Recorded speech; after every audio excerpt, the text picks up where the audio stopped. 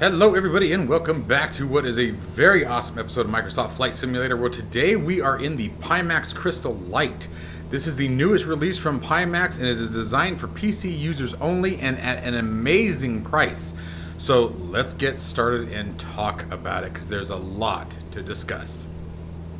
If you are interested in acquiring any of my Overkill's tutorial guides for Microsoft Flight Simulator or simply interested in supporting the channel, please consider joining us on Patreon. Patreon subscribers level tier 2 and above have access to all of my guides, as well as any future releases that come down the road. Patreon link can be found in the description below. Overkill simulations, watch us as we fly.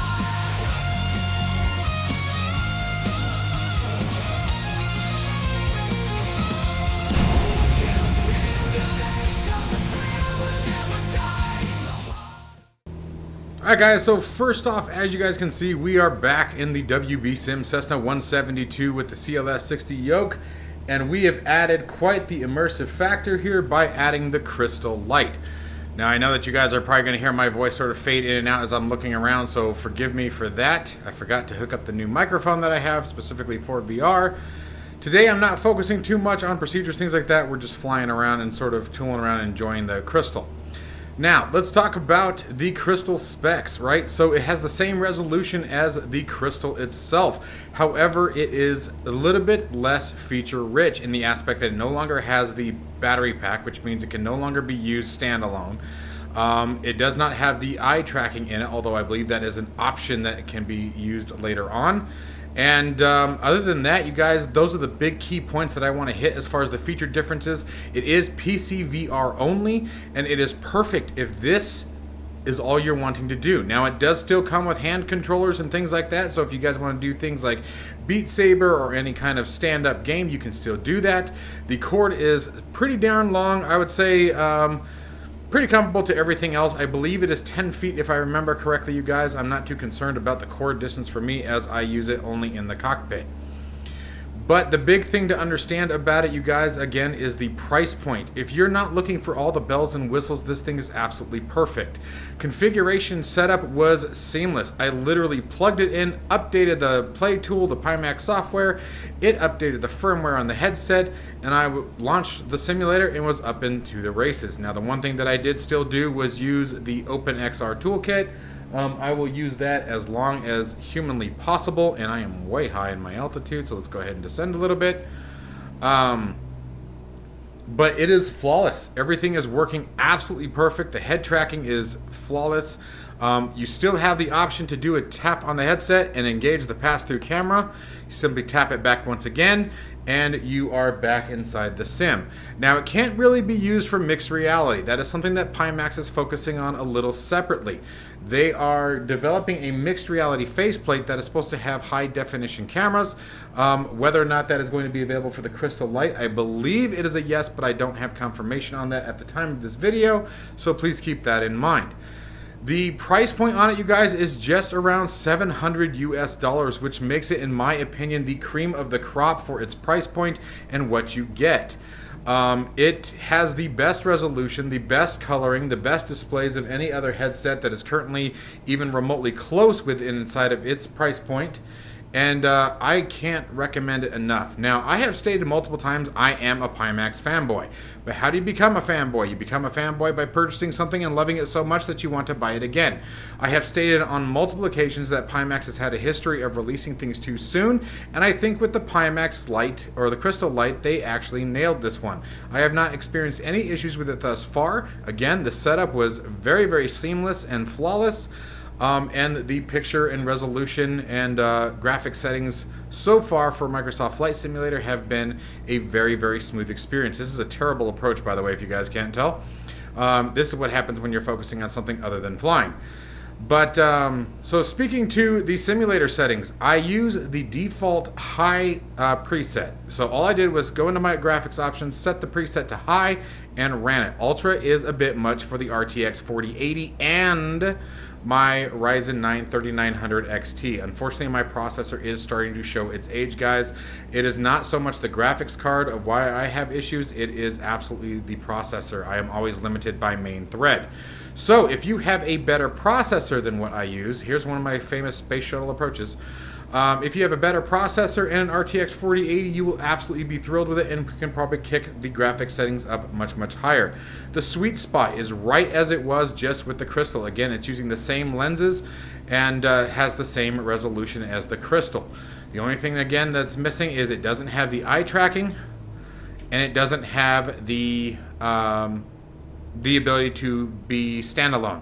The other thing, it does not come with any kind of audio source. So if you want to purchase those will have to be purchased separately, where the Crystal does.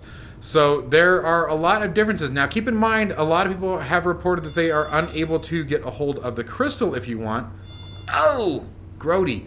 That was a terrible, terrible landing. And you have to remember what's happening. So first off, production is obviously shifted over to the Crystal Light right now to fill all the orders that have already come in for the Crystal. And then you have the fact that the Crystal Super is on its way at the end of this year. So that will be another very exciting release for Pimax. I am flying like absolute garbage. That will be another very exciting release for Pimax. I'm very excited for that one as well. I will still be doing reviews of the Crystal itself in comparison. The biggest thing that I will tell you right now is, although this is lighter by far, there is a massive weight difference between this one and the Crystal. One of the things that is also noticeable though is that without the battery pack in the back, is you don't have a little bit extra weight balanced in the back. But I have to say that that was overspoken on multiple videos. I don't feel that the battery pack added that much counterweight as others may have felt. I really don't. I still feel like it was very forward heavy. The Pimaxes have always been notorious for being forward heavy, but that's because they always have the larger screens, they have a larger resolution. So obviously that weight has to go somewhere, you guys, and it's just going to be up in front. So that is something to be considerate of. Now, with that being said, my total time in the Crystal Light thus far is just under 4 hours, and I have not experienced any fatigue, any neck, fatigue, or any, kind of weight on my nose or things like that. Now, you guys can probably hear it. It's a little nasally up in here, so I do need to get that up a bit higher. There isn't any bleed through underneath the nose guard. Let's actually pull that up right now. There we go. There isn't any light bleeding through. They've completely sealed it off. It works absolutely fantastic. The face guard is very, very comfortable, as is the head strap in the back. Now, if you guys notice, make sure that when you do this, I'm going to try to talk a little louder here, that you are putting them on correctly.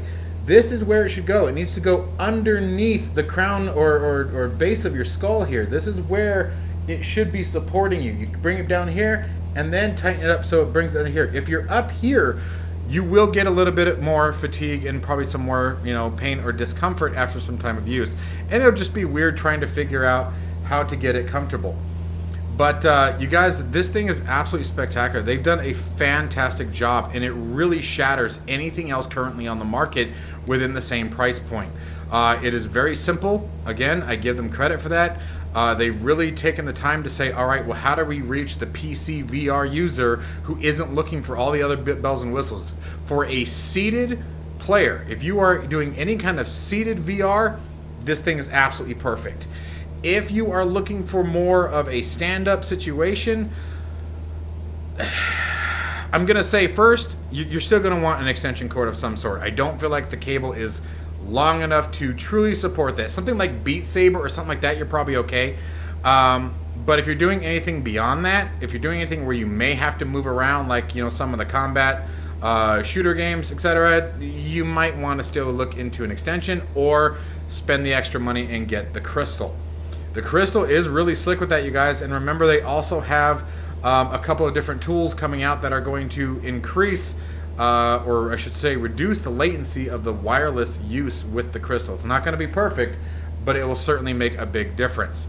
So Pimax has really, in my opinion, taken the VR world by storm for the general consumer. There are obviously some headsets out there that are far superior, but so is their price point.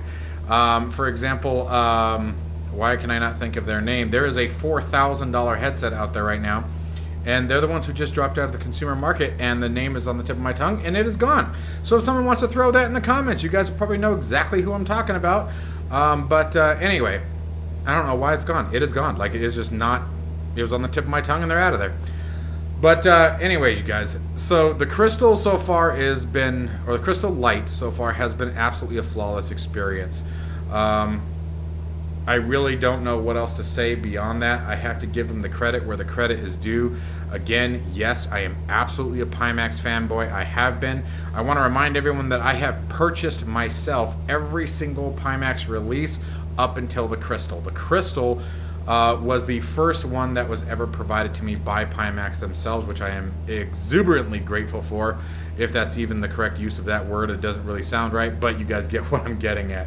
But they've really done a fantastic job, and they continue to develop and be innovative with their VR headsets, trying to fill all the gaps of virtual reality. So my next hopes are that we see the mixed reality faceplate that will really bring the simulation experience to a wrap-up, in my opinion, once they've done that. And it will really change the way that we use the Pimax headsets in general. I think they have the best clarity. I think they have the best color. I think they have the best feature set. And I think now, they certainly didn't used to be, but now they are definitely one of the easiest to set up.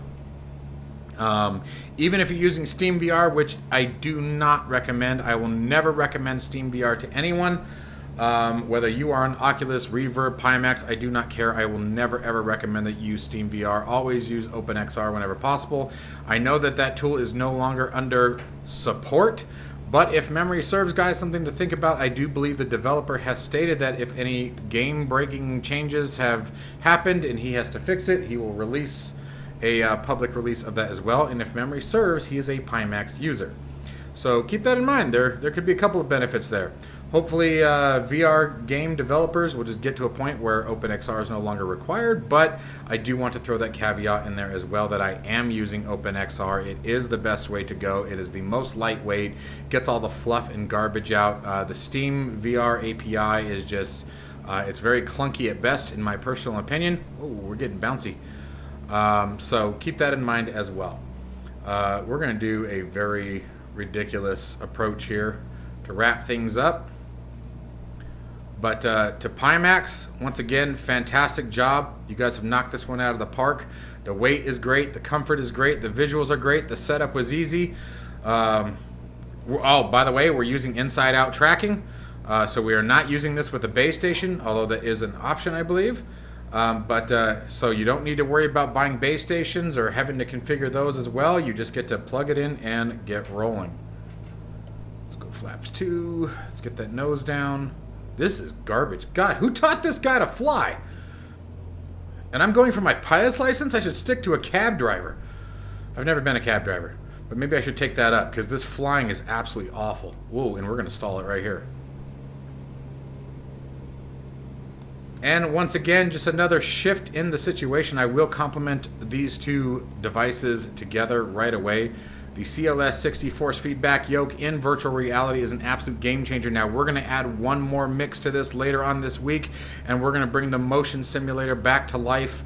And from DOF Reality, we have the DOF H3 here, and we're going to be throwing that guy in the mix later on this week so you guys can see the full workup. We're going to have motion simulation with a force feedback yoke using the Crystal Light. It's going to be the ultimate experience in my personal opinion. I'm very excited to bring them all together. I had to come up with a creative way to mount the CLS60 where I wasn't going to be worried about its weight leaning off the back end. Alright, let's pull that power off. Come on, guy, you are floating. Ugh, that was a floater. See what I did there. Anyways, so guys, that is the first video of the Crystal Light. We have many more to come. We will be doing a full comparison between the Crystal and the Crystal Light, breaking down what my thoughts are between the two and which one is best for you. But at the moment, I just wanted to do a quick release video of my first initial impressions of the Crystal Light. Like I said, I've been using it for about the last 4 hours today, so all of my thoughts are raw and in the flesh, if you will. As always, guys, stay safe and healthy, and I will see you in the next one.